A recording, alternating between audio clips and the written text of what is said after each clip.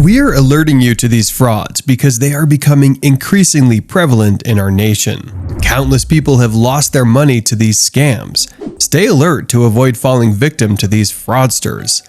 Now, let's delve into these frauds. Have you ever used an ATM? They're incredibly convenient, but be cautious. ATMs are increasingly becoming targets for scams. Typical ATM scams involve criminals placing a strip of tape or a device on the ATM's card slot, trapping the user's card. When the card gets stuck, the criminal might approach, feigning helpfulness, and might even suggest that the user enter their PIN. Once the victim departs, the criminal retrieves the trapped card and may proceed with unauthorized transactions. Let's watch this video for a clearer understanding.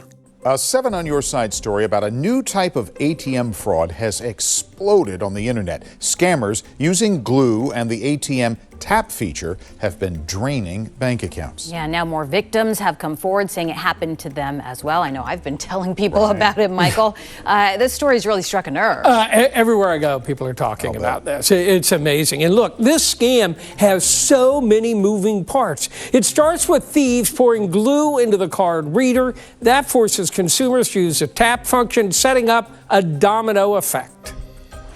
That guy scammed me last night at the ATM machine. Pamela Bongiorno showed us how thieves got her money at this ATM. I inserted my card, it didn't work. A man in line told her she could tap her card instead, and it worked. She got her cash, walked off, but the next day, a shock. Why is my account almost $1,000 less? She found 3 more withdrawals on her account, $940 gone. I'm like, that happened to me. Stephanie Berry was amazed to see our story about Pamela and Rob Bell. I didn't think anything of it. I thought he was just using the ATM. And Justin Sindelar. My initial reaction was, wait a second. I definitely did not withdraw that much money. All used the tap feature at this ATM.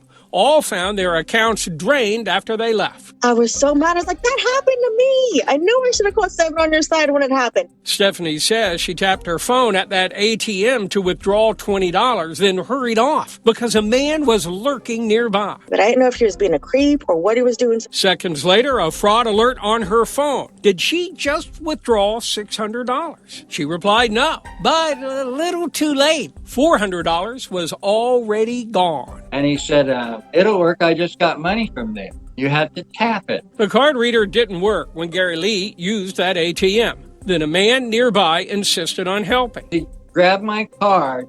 Somebody behind me said, it'll work. The stranger tapped Gary's card for him. Gary got his cash, walked off. The next day, all but $5 was gone. They put glue in the card reader of the ATM machines. The bank manager told Pamela that scammers pour glue into the slot so victims have to tap. By tapping, the transaction window stays open even after the cash comes out. So, if a customer walks off without closing the window, a thief can simply step up and make more withdrawals. Chase said customers should wait for this screen. Do you want to do something else? Click No to close out the session. I think I closed it, but you know what? Maybe I left it open. Bank managers told victims the scam has been ongoing since last fall. Yet, Chase rejected all of their claims, saying they authorized the transactions. Why would I make 4 transactions in one day? The investigator from Chase just made me feel so icky. Oh, how do we know you didn't steal it? Why would I steal my own money? I just felt real betrayed. You know, I'm not going to take no for an answer. Pamela filed her claim 4 times before Chase replaced her money. But after our inquiries, the bank did refund all of the victims in this report, telling us we have credited our customers in full and are taking additional steps to protect patrons. The tap feature does require entering a PIN for each transaction, but thieves have clearly found a way to capture the PINs. Chase said cover the keypad when you enter your PIN, look for signs of any tiny cameras, and don't talk to anyone in line. If anybody's coming up to you at an ATM, they know they're not supposed to do that. Yeah. Be Not doing very, you a very favor, careful. Yeah. Here's another warning. Are you familiar with Zelle? It's a platform to transfer money to friends and family. However, beware. Not everyone online has your best interest at heart. Some might masquerade as trustworthy individuals only to deceive you. Zelle, while a legitimate transfer service, can be misused by scammers. A common scam involves tricking individuals into transferring money for non-existent products or services. Often scammers pose as sellers asking for payments through Zelle. Numerous people have fallen for this trick. Let's listen to one victim's account of a Zelle scam. Tonight, Action 9 telling you to watch out for a scam that involves a popular mobile wallet called Zelle. Criminals actually pretend to be with your bank. They tell you that your account has been compromised and then trick you into transferring your money to them. Action 9 investigator Jason Stujenki is live for us tonight. And Jason, this says a lot because a lot of people use Zelle. Oh, absolutely. It's owned by the big banks, and this is really one of the ones that we hear the most about. Obviously very popular. Now, like a lot of money apps, Zelle's policy is basically that once the money's gone, it's gone, and the banks have the same policy. But there's a federal law you probably don't know about which can help you get the money back. Catherine Wood says it started with this text. She says she thought it was from her bank, so she responded. She says then the scammer called. The guy sounded so legitimate. He introduced himself as somebody from the fraud department. She told me he had spoofed the bank's number. I think a lot of people like me would trust the fact that on your phone it comes up as Wells Fargo and it is the number of your bank. She says the caller said someone had breached her account, so she had to create a new one and transfer money there before any more damage was done. You know, they're good. They are good at what they do. She told me he even walked her through the steps using Zelle and walked the money right into his own account. She'd rather not say how much. I had sent every dime in my checking and savings account. Zelle and banks, including Wells Fargo, offer fraud protection for unauthorized transactions, but not for authorized ones. In other words, if you willingly hand over money, like Catherine Woods did, that's on you. But there's this, the federal law I mentioned, the Electronic Fund Transfer Act, specifically the part called Regulation E. The way the Consumer Financial Protection Bureau sees it, if someone induced you into transferring the money, even if technically you agreed to it, your bank has to reimburse you. The Bureau even gives some examples, including one which sounds just like Wood's story. It's devastating. You know, holidays are coming up. It's a horrible feeling, and particularly the fact that I did it, you know, that I was so naive and trusting. Now, Wells Fargo won't discuss Woods' case for privacy reasons, but says it is investigating. Now, that said, Woods did contact me earlier today. She told me that the bank actually called her today and said it will reimburse the money. Erica? That is good news. And Jason, thanks for updating us on that federal law. And now, our third warning. Imagine receiving a call from someone claiming to be from the IRS, the tax authority. They tell you there's a substantial refund awaiting you. Sounds thrilling, but be wary of such scams. These fraudsters posing as IRS agents contact individuals asserting that they're due a tax refund. They then request personal and financial details such as social security numbers and bank account information under the pretense of processing this refund. Remember, the real IRS doesn't initiate contact through phone calls or emails about refunds. They communicate through letters. If someone over the phone demands your personal details or money, act wisely. Don't disclose any information. Note down the caller's number and disconnect. Ensure you report this number to the appropriate authorities. This is a bit unusual. This is a mailing, an actual mailing that comes. It's like in a cardboard kind of an envelope. And it says it's in relation to your tax refund. And then it's asking you for a lot of sensitive or personal intrusive information in order to get this refund, including information from your driver's license. It's requesting pictures of it, detailed pictures of your driver's license, asking for bank account information, your SSN, those kinds of things. Certainly things that the IRS would never ask for. And the bottom line is this: under no circumstances is the IRS going to reach out to you uninitiated via an email, which is phishing, or a text or smishing about a tax refund.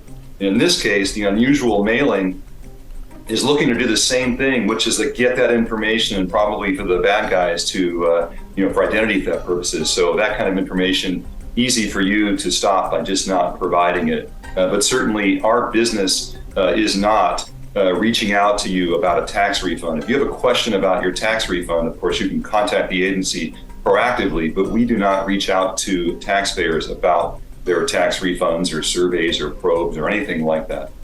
And now, the most common scam nowadays is the shopping scam. Shopping online can be wonderful, but be cautious. Not everyone has honest intentions. Some individuals post counterfeit items online or offer deals that seem too good to be true. Facebook Marketplace is a platform designed for buying and selling goods locally. Scammers often post deceptive listings for products they don't possess or misrepresent items, tricking buyers into paying without ever receiving the promised goods. They might either take your money and not deliver the product or demand more payment even after you've paid the agreed upon amount. Al Moss believed he found a bargain when he saw this truck for sale on Facebook Marketplace. It's a 2001 Toyota Tacoma. How much? For $800. What a bargain. Yeah, that's what I thought it was. It seemed like a good bargain. Al wanted to believe the rock bottom price because his car doesn't run and he needed new wheels. Who is the seller? It's a woman named Wendy Robinson. The so-called seller sent a picture of herself. It's a military ID, which was likely stolen, and with the photo came a convoluted story. According to her email she sent me, she's with a military medical team, and they're about to leave the country. Wendy tells Al he'll have the truck in a few days, and she's selling it because she doesn't want to pay storage and insurance on it while she's away. Her husband had died, and she just wanted to get rid of the truck or she's going to be out of the country. The seller had you arrange the deal with what, eBay Motors? Yes. No, I figure, well, it's eBay, yeah. Supposed to be a good company, it might be legit. So I tried it and went through all the process of purchasing the truck with the invoice, and we kept responding through text messages, and once I sent the money, it was a wrap then. Al sent 4 prepaid cards, each worth $200, but the $800 was just the beginning. Because they wanted extra money. That's what got me. Why should I have to send extra money to pay for the insurance if you already covered the insurance and shipping fees? So why should I have to send extra money? How much more did you have to pay? They wanted me to send an extra $1,000. So you think all the time you're actually corresponding with these folks from eBay and they're giving you this line about the truck when it doesn't even really exist? Yes.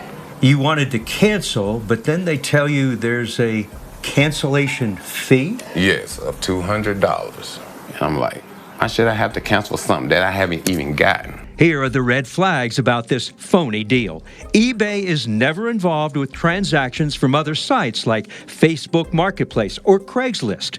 You cannot meet the seller or look at the vehicle prior to sending a payment. And the vehicle is advertised well below what it's worth. And I looked on Facebook last night. The truck is still there. Looking for another buyer or another sucker like me. And it's sad if people out here want to scam folks. My fault is when I seen the invoice from eBay, I didn't actually go onto their actual website. What's the old saying? If it's too good to be true, it usually is. Obviously, thousands of people have safely sold or bought their car or truck using sites like Marketplace, eBay, or Craigslist, and thousands more will. Facebook has taken steps to prevent scams. On Facebook Marketplace, it's created several protections for both buyers and sellers. For starters, buyers can leave reviews for sellers using a 5-star system based on their experience during the transaction. Look for badges like Super Seller or Very Responsive and more. And one other thing, if you are asked to send the seller gift cards as a form of payment, you might want to think twice before sealing the deal. Some things to know. Imagine receiving a call claiming you've committed a crime and that the police are en route. This is yet another scam. In this deception, fraudsters impersonate law enforcement or legal authorities and contact potential victims, asserting that they're facing criminal charges or legal complications. These scammers might request money or personal details to resolve the fictitious problem. They'll attempt to extract information about your address, social security number,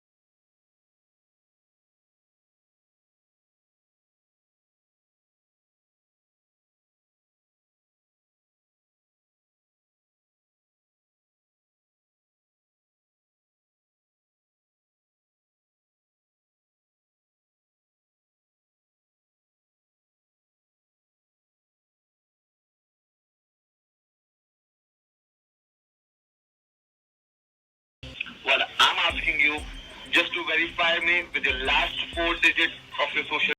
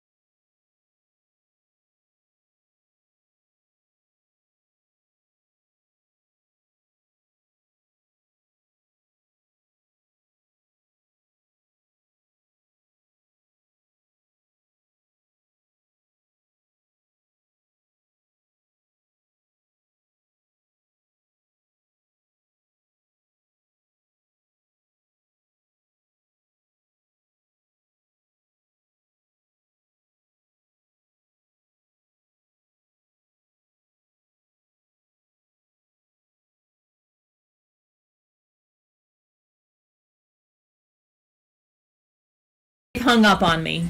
If ever in doubt, don't hesitate to seek guidance from trusted adults. So, dear viewers, always remember, we're in this together. Avoid being duped, and if something feels amiss, discuss it with your family or alert the authorities. We ought to watch out for one another, stay vigilant, and stay informed.